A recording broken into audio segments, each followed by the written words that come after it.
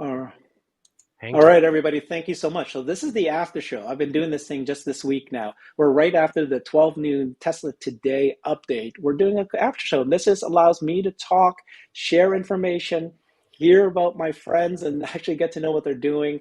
So, Brian, you are the person that's been keeping track of all the gigafactories. You of more than more people, most others. You actually have a really good sense of what's happening. I interviewed you about, I don't know, 6 months now, I think, and you gave me your forecast. You had ultra conservative, kind of like bull and super bull. Like, I think you had six different segments of how closely you followed this. Has any of that projection changed at all based on what you've been hearing in the last year of what they have built? Are they behind in building gigafactories? And now that March 1st is coming and he's talking about this is going to be extreme scale, you know, so based on your forecast, are we behind? I'd say no. I'd say we are exactly on pace with where we need to be, and it looks like we've got some announcements coming soon, and those are going to be kind of a big deal. And yeah, those are if we see just with the Tesla semi factory being Yeah, expanded a bit, that's going to be a big deal. Then we've got the uh, work Nevada. being in Nevada, Yeah, we've got the work being done to expand in Berlin. The clearings have all been done. They're working on early permitting processes there, and then yeah, hopefully that'll pick up. And then of course we've still had rumors about expansion in Shanghai, and then of course this week possibly Mexico, possibly a car factory in Mexico. We'll find out in a few hours, I suspect. I guess what I'm surprised in is why are they? I'm glad that they're announcing one in Mexico, but what I really wanted to hear was a gigafactory in Asia, right? Somewhere, South Korea, Japan, or Indonesia that we've been hearing hot and heavy for, right? And of course, there's Canada. So if they announce two new gigafactories, but they're in Mexico and Canada, they're doing that because they want to take advantage of the EV credits. But what we really need is factories over there, right? The whole point was more near mining, and also just closer to the right actual market. Right. And the IRA credits mostly apply for things sold in America. They don't, turning the US into an export hub wouldn't capture all the benefits that are out there. So that would be something that's you know, needs to be considered in that. Right. Yeah, One yeah, thing I yeah. did, So, yeah, one mhm. oh, go ahead. I was going to say the other thing I did want to talk about on this, and we've got a little more flexibility on our schedule on this one at some point, is the big FSD news this week. Oh, Yeah, well, I want to continue talking about the sure, gigafactory. So sure. you you had this schedule. So this is what they've been saying, that 20 million cars need to be created, and then you were already saying that it doesn't need to be 20 gigafactories like people used to say, because Right, they're taking the existing gigafactories and expanding it, and we don't need to hear them say there's going to be additional gigafactories. We can just hear them say they're going to expand it, right? And so right. as you go through that list of the things that they've done this year, they're on track. Do you think that they were delayed at all because of, let's say, why didn't we hear from Indonesia? Why haven't we heard from Canada? Why are we just hearing from Mexico? We've been hearing that there's been delays politically or something else like that. So are they behind? That's what I keep asking you. Right. So Ford has 60 assembly plants to make 6 million cars. They make 100,000 cars per plant. Now, some of those are just, motor plants or something other than actual final assembly, but 100,000 cars a plant is dire. You've got to fix that. And we've seen that Tesla can take something like Giga Shanghai and crank out Yeah, over 1 million a year. Uh, they build different. They build. They don't just use linear space, they use vertical space. They use cubic space in ways that other companies don't. So that adds to it and that makes it possible. So, especially when we look at something like Cybertruck, getting yeah, rid of 100 robots shortens the assembly line. It makes it so that your factory is faster and shorter, and you can get more cars out of the same amount of space. So, yeah. So, are they behind? No, they are still cranking out huge numbers. The Model Y is already the best-selling car by revenue. It's likely to become the best-selling car by Yeah. volume, perhaps this year. Maybe it already is. We don't know for sure. And then, yeah, and why haven't we seen more? Because they've got to get off their plate what's already on their plate before they can move forward with that. What's your opinion on what we heard recently about Giga Shanghai, and they're shutting it down to improve the production line, because is this going to be the revised Model 3 already? My guess is yes. It is long overdue to implement giga castings in the Model 3. That will Yeah. drop the cost significantly. That will reduce the floor Wow. space needed, reduce the robots needed, reduce the steps, improve quality control. Sandy Munro from Rowe and Associates has always said the beauty of the mega casting is that you start with this nice solid platform, and the fewer pieces you have to build from there, the easier it is to maintain tolerance and keep tight panel gaps. Fit and finish goes up, quality goes up. It makes it a very predictable, easier build, and it just works. Okay. And then is there a chance, because I was just talking to Dr. Know-It-All, John Gibbs, and he was thinking that it'd be great if they just did one casting, front, rear, and the underbody. But Sandy says they're not going to do that. It's not worth it. They are not, because the problem a lot of people forget about a casting is you have to be able to open it back up. And if you're casting interior pieces, opening it would rip it in half. So it's always going to have to be flat, bowls that you put together in order to cast it. And if you were to cast the middle section, then you don't have, then you've eliminated the need for a structural battery pack, and you're back to redundant structure, because the battery still needs structure. So it would make sense to, on the Cybertruck, for example, maybe put the B pillar assemblies into a casting. That could be something that works, but we don't know yet. Okay. Awesome. And then, so you want to talk about FSD. So what is it about FSD? The version 11.3 is coming out. It's supposed to come out this week. It's been delayed. Well, not that. I was going to be talking about the big bad news about the recall. Oh no. Oh, it's my gosh. So terrible. The stock why took a talk hammering because it's in the news and it's a big deal. The stock, if you look at the weekly chart, you can see where it went down, and then you look at the news and it's just, oh, this is, the government was asleep at the wheel, and it's like, were they? Because that's really, if you read past the headline, you'd know. And this is taking advantage of investors who don't read past the headline. There are a lot of people, I called it in a tweet to Omar yesterday, I called it a investor coupon code to just get a small discount on the stock over and nothing. Then you don't flip back right away. Yeah, and there are people on Twitter you've seen who've said, well, I own it. Does this mean I'm not going to have access to autonomy anymore? It's like, oh my gosh, you people. It's very crazy. No. What happened? Even the actual announcement itself, the actual NHTSA announcement, it actually says Tesla's going to solve this through an over-the-air update. But every article written out there, Laura Kolodny had read her article, and it was doomsday. It was hilarious. It was like, NHTSA, Tesla is going to be recalled, and it's going to affect all these cars, and it's ridiculous. And the very vast bottom line, it says, it's going to be over-the-air update. My own wife asked me about this, and it's I always use her as my kind of gauge, that when customers are going, oh, have you heard about this recall? And you're right, it's just another public issue. But anyways, I mean, to me, the biggest impact of it is the $250,000 in envelopes and letters it's going to cost. The stamps alone are expensive, but that's it. It did, however, give us a small insight into how many vehicles have FSD. Yes. What was it? 340,000, right? 40,000 maybe. Yeah. But I wonder if that, I suspect that includes those on a subscription basis. So it doesn't tell us how many have sold, but it does tell us, it gives us at least an idea how much fleet data we're getting. Yeah. I have high hopes for FSD version 11. I really think it's going to be a big, big deal.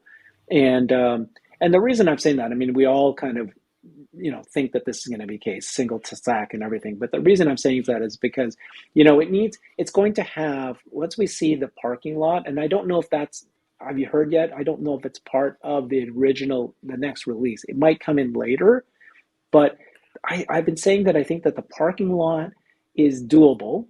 Okay. It's a summon and reverse summon. So you can leave your car, go into the store, and let it find its own parking. Or you can summon it when you're coming out the store and let it come out and do that. I think it's going to go viral. I think this is the one thing that can really go viral, and people are going to see this and they're going to freak out. And it's actually safer because it's going very slow, and it needs to be able to not hit any person or any other car. But it's actually doable because it's within a certain map. And now that they're releasing this, how we said that neural nets is not only going to be just for driving, but it will be for navigation and for controls. That's what you'll need in a parking lot. The ability for the car to know, should I be reversing or do I want to go forward? That's the controls.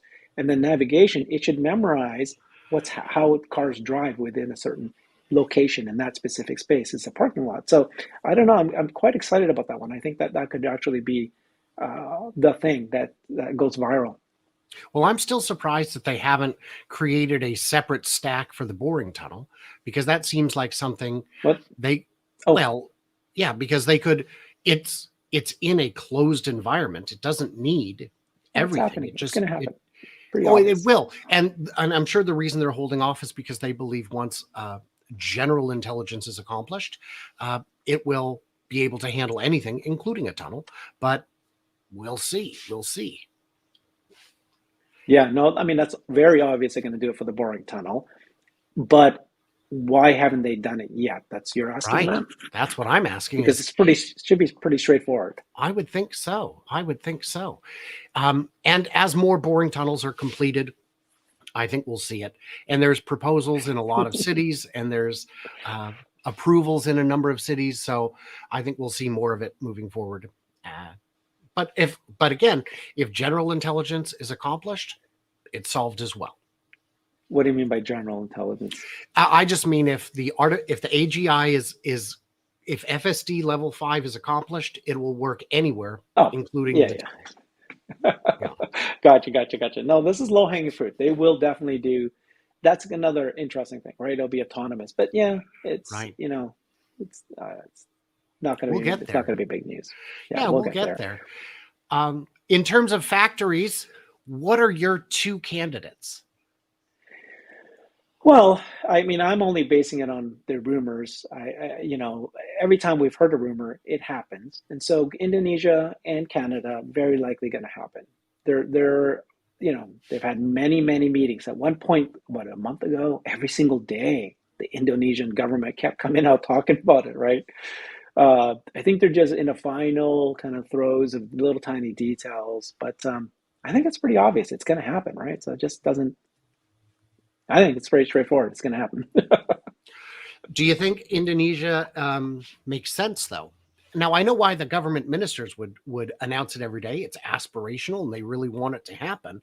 That doesn't Yeah. always translate direct. I mean, there've been a lot of rumors. I mean, the Tesla phone was a rumor every day for a Uh, year, but this is different. I think when you've got a government employee ministers talking about it, I think it makes a ton of sense. So number one, one of the top the Tesla shorts, the number one argument that they have is that we're too dependent on China. So Jim Chanos was debating Ross Gerber, and his point was simply that 40% of all Tesla's revenue comes from Giga Shanghai. At any point, they can shut that down. I don't want to put my money in something that is very high risk.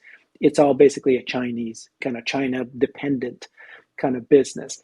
And there's some truth to that. I mean, obviously, when there was COVID shutdown, we got affected because that's where the bulk of the cars are being made. So what Tesla needs to do immediately is create a second factory that's in the Asian region.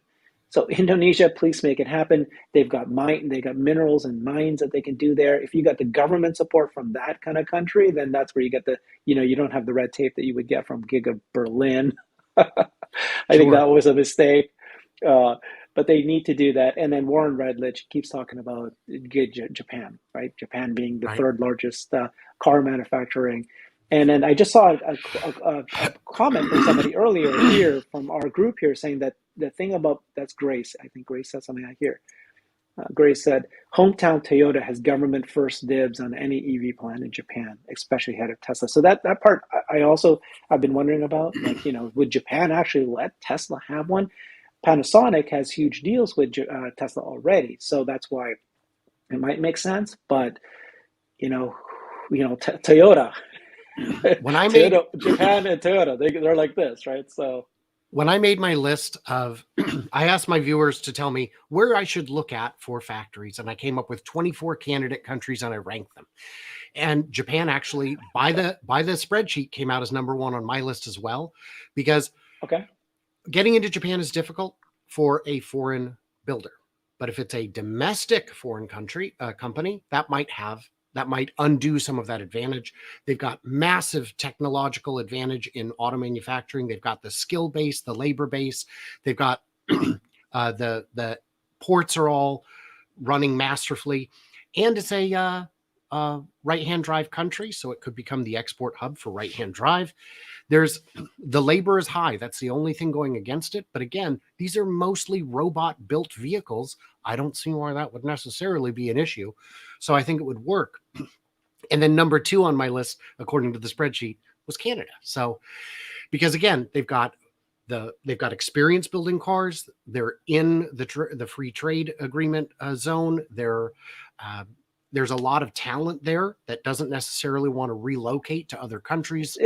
There's only one criteria that matters. It's minerals. Well, Japan does not have minerals. That is an absolute fact. But they still build a gajillion cars. So they are a very big... but this is a different kind of cars. This is a different kind of car. This is a different kind of car. And I don't see Japan as necessarily having an automatic huge advantage over a lower cost country like Indonesia necessarily. And there are other countries with some vehicle experience in the region. Korea also, of course, a big player. But again, mineral... deficient a bit in that regard in terms of both lithium and the other ones. But also to remember is if we're moving towards LFP batteries, all we need is stuff that's readily available. It's the nickel and the cobalt that's harder to acquire. And those are going to be coming from, nickel comes from everywhere, but cobalt really only comes from the Congo. Yeah, lithium could be everywhere. So, have you actually published this analysis of yours? It sounds really good. I mean, we got to see one? This. The country by country one? Right. Ranking gigafactory potentials and country by country. That was I did that probably 6-8 months ago. It was I didn't see this. Is it a several spreadsheet? people watched it. I'll it's a video. Okay. Yeah, it's a video. It was 2 videos, but yeah. It was pretty fun. Like I could revisit it. That could be one to do again, update it. And you should create a small table. Like. I'm the master of lists. Give it to me. I'll create a list out of this thing and have it ranked. Yeah. It was a fun one. So tonight on my second channel, My Tesla Live. And by the way, for those tuning in, this is simulcast for some reason on My Tesla Weekend and on Tesla on Herbert's channel, Brighter with Herbert, and link in My Tesla Live. I'm going to be going over the whole union thing because there is a rumor that Tesla is deeply anti-union, and it is a bit unfounded in my view. But we shall get into the details of it, and I'll explain why. The high level is that there was folks that want to do union in Buffalo. Right? Yes, the Buffalo. That's right. Gig in New York. Giga Buffalo, but they gig in New York, and then they fired them the next day, and then Tesla came out with a statement. Yeah, so there was 27 people let go. Of them, 1 was a pro-union. 1 was in the union movement.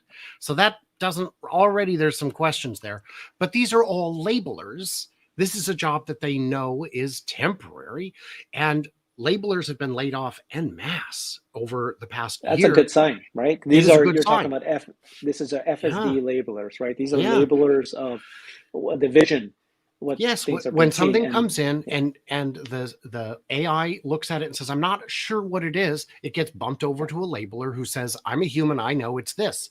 And they say, "Well, we don't like that it tracks our productivity." Right, but that's the only way to track what you're doing is to see if you're actually labeling stuff.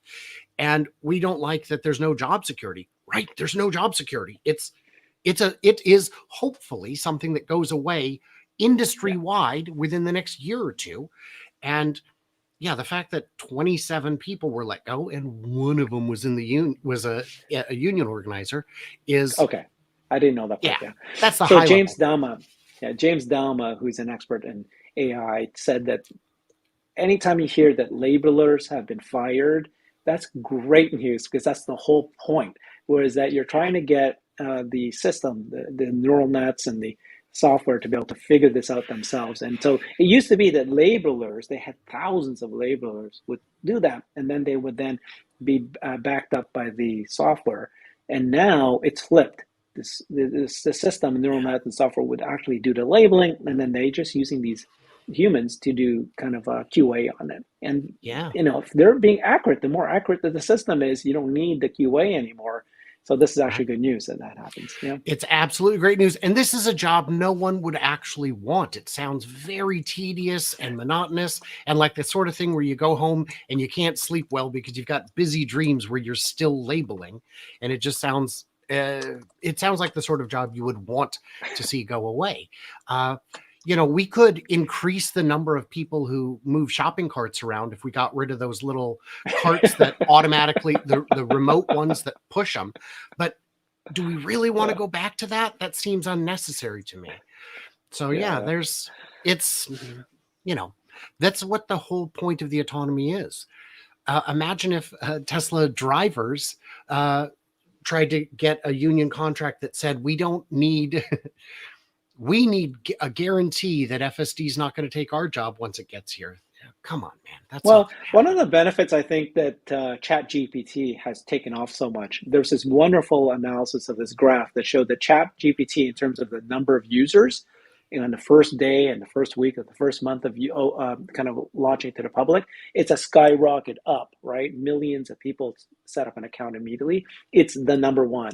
It's beaten any other technology or software. The number of people who adopted a certain thing, how quickly it did it. This was crazy. And so obviously, it's hit the society and everybody knows that this has happened and they know how incredible it is.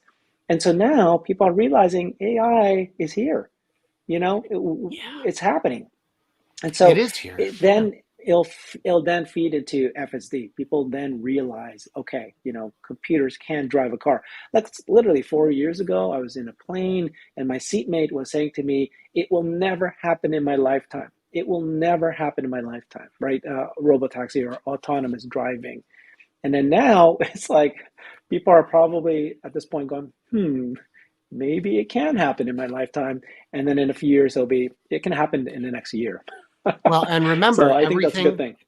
everything's impossible until it isn't. Lighter than air travel is impossible, but yet it moved so quickly that Orville Wright got to meet Neil Armstrong. That's And huge. did you see Or no, they were alive yeah, at the same time. I'm sorry. a It was newspaper article. Lindbergh that got to meet Neil. Go ahead. Okay, yeah, there was a newspaper article that was published, and then it said that it'll never happen in a millennial. And then Oh, literally 2 months later, they had their first flight. That's exactly well, what's going to happen. James Dalma. So for those who don't know, James Dalma is very smart guy.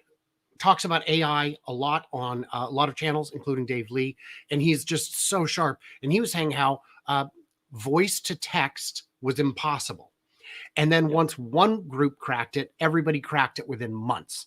Uh, Chat GPT could absolutely pass the Turing test with no hesitation. And if you look at Yeah. it, you can use it. You can use it to write code. My kids use it to come up with D&D campaigns. I asked it, what's the best EV? And it gave me a list of 5 that I didn't necessarily agree with. And then I said, tell me again, but in the style of Shakespeare. And it did. And I made a video about it, and it was so unpopular, you wouldn't believe. But it was still pretty interesting and amazing to me, at least. And yeah, these things, FSD, the difference, and you and I have talked about this, the difference between solving chess and solving Go versus solving driving is that chess and Go have rules and driving is all about exceptions. That just makes the problem bigger, not impossible.